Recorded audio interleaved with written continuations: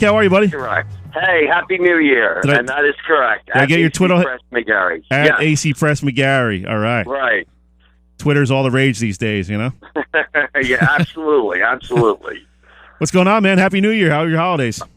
Very good. Very good. Saw some high school basketball. Took some time off and now getting ready for, the guts of the winter season to sort of start up this week as we begin the new year. I was just talking to Cole during the break here, looking at the high school schedule this morning. Man, there's so many good games this week in a lot of different sports. I don't know what I'm going to cover every day.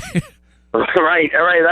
That's the thing. I mean, you kind of look at it. Monday you've got Mainland and Holy Spirit boys and girls playing. Tuesday you've got Ocean City and Middle Township boys and girls basketball teams playing.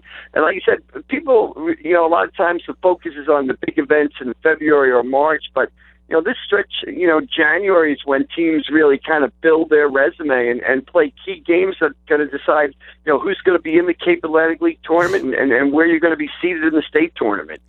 Yeah, we're just talking to John Bruno from Ocean City. He's got a heck of a week coming up. Middle Township, then Bridgeton, then Pleasantville, and that could be a 3-0 week, could be an 0-3 week. Who knows in the Cal? Kind of a lot of parity this year in boys basketball. Yeah, and that Ocean City Middle Township game Tuesday night, 7 o'clock down at Middle Township. That's a big boys basketball game. Both those teams are in the Cape Atlantic League National Division.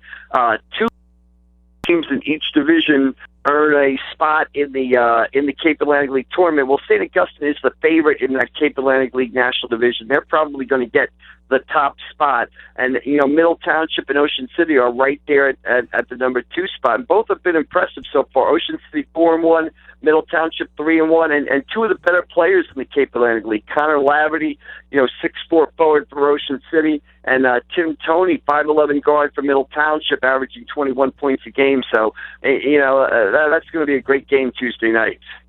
What's going on with Wildwood Catholic? They're averaging about 90 points a game. Well, I think they made a commitment to sort of,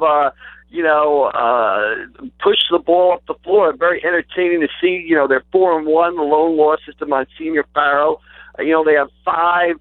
They can put 5 guys out there in Ryan Legler, the Smith brothers, DJ and Trey, the Fields brothers, Caleb and Charles, that can kind of they can spread the floor on you. So they make a concerted effort to get down the floor. They shoot a lot of threes, and it's a very entertaining thing to watch. Kind of reminds you of the old ABA, the way the game is played. So then they're 4-1, and kind of established themselves as one of the top teams in South Jersey so far this season. Almost expect them to come out with the red, white, and blue basketball. Right, exactly. I mean, you don't need a shot clock when Wildwood Catholic is around, and it's kind of refreshing and nice to see a team get up and down the floor like that. I'll tell you a team I saw who I was really impressed with, and it's good to see. Atlantic City's going to have their hands full with Pleasantville this year in the Battle by the Bay. Pleasantville in their first home opener, they took care of a pretty good Absegami team. Which has some really good players. Vinny Nelson. And the big guy in there, and Pleasantville really handled them with a lot of energy and a lot of getting after it on the rebounding side of things. And here's a team that has a lot of good seniors, a lot of kids who are hardworking kids, and kind of waited their chance to become starters and big time players for that school. Yeah, you're absolutely right. Pleasantville boys basketball team, one of the surprises of the early part of the season. They're 3-1.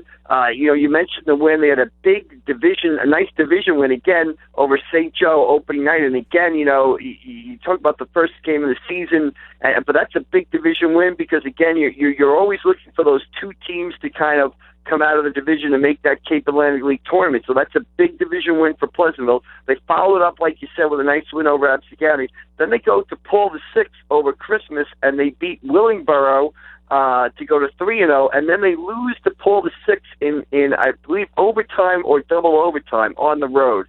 So you're talking about a Pleasantville team that's 3-1. I think we got another tough one today. They go up to play an undefeated Cherry Hill East, on the road up there in Cherry Hill. but it's a Pleasantville team that's not shying away from anybody, kind of playing a tough schedule, and it's kind of opened some eyes. This is one of the better Pleasantville teams of the past couple of years, so you're absolutely right. The Greyhounds are one of the surprises of the first 2 weeks of the season.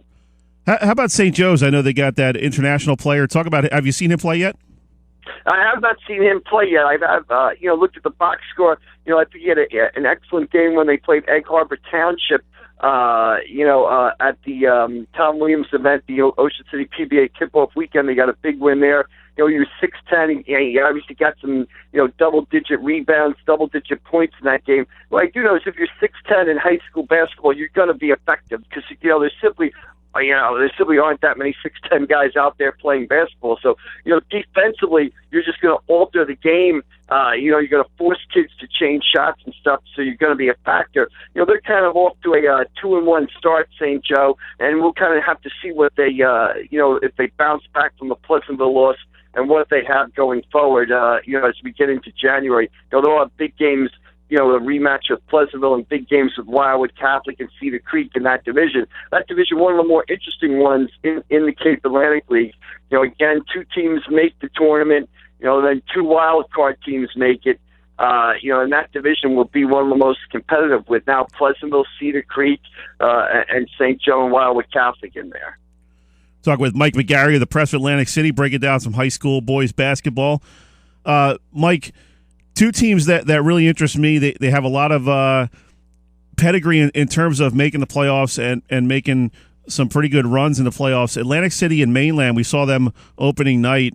2 teams that really, you talked about big guys, and Mainland definitely has a couple, in Jake O'Neill and Osuni something, or I'm still trying to figure out his name. Yes. But and Atlantic City, kind of the same thing. Both teams that are looking for ways to score the basketball. They play good defense and they can shut you down defensively. But can these teams do enough offensively to be an impact, in these Cape Atlantic League races? Well, I think so. I think Atlantic City kind of off to a little bit of a sluggish start. They beat Mainland opening night. I didn't think Atlantic City was that crisp. They come back 2 days later and lose to Timber Creek in overtime. Then over Christmas, they go up to Widener, and they beat a pretty good Martin Luther King team out of Philadelphia up at Widener pretty easily. Lamar Thomas with 24 points. I think Atlantic City's, still trying to get their legs a little bit. And, of course, waiting for the, the return of Leon Daniels, one of their top players out early part of the season with a medical condition, should be back this month.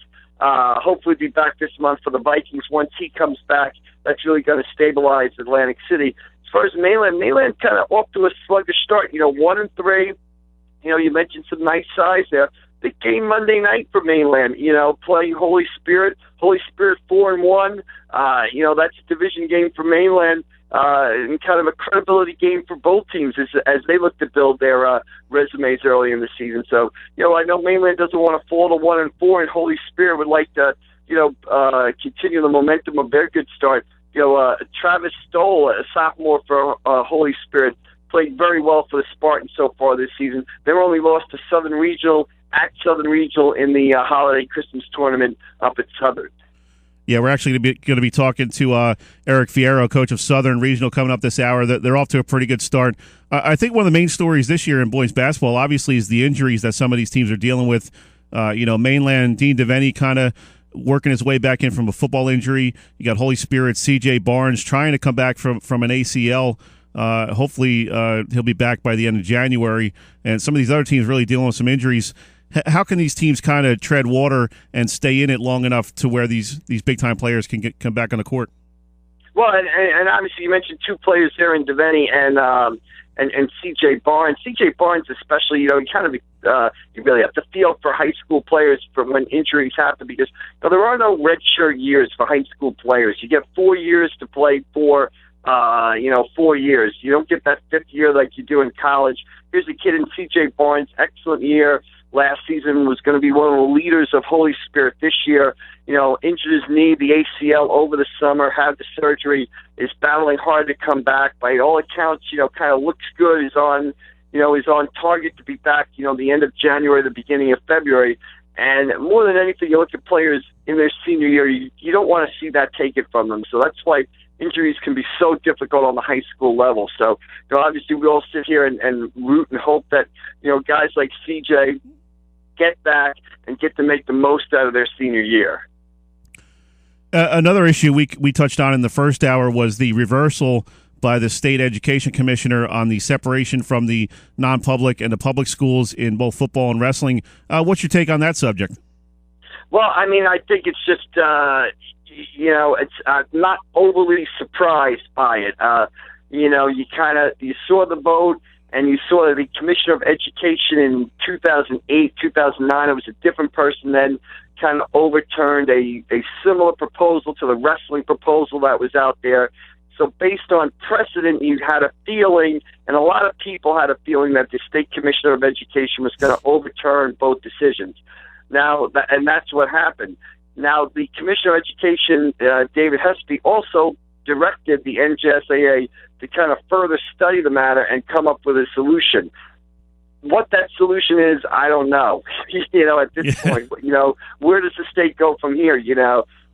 There's no doubt that there are some elite non-public schools in football and in all sports that kind of, dominate the competition of the state.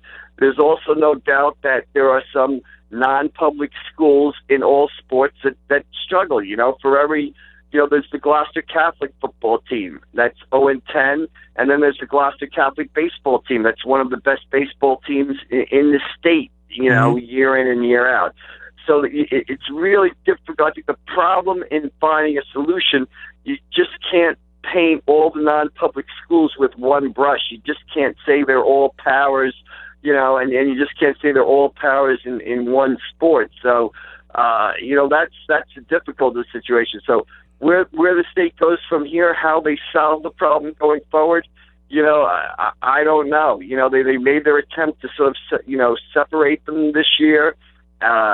It obviously didn't work, and now what you do to sort of solve the situation, I don't know.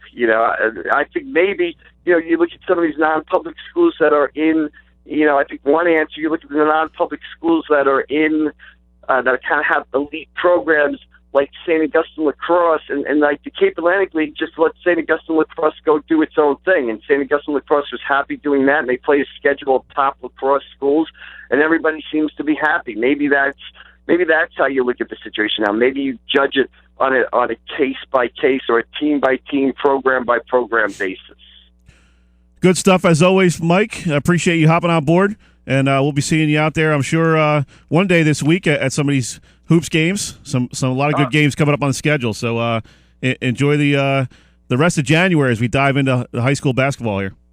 Yeah, this is it. January is big. A lot of people point to the showcase events in February, the Battle by the Bays, occasional, and then you get into the postseason. But, January, this is where teams make or break their season, this kind of 4-week stretch. So looking forward to it, and I'll be out there, and thanks for having me on. Hope you got your rest. You're going to be a busy man the next couple of weeks. Absolutely, absolutely. Enjoy it. All right, thanks, Mike. Appreciate it. Bye. That was Mike McGarry, President of Atlantic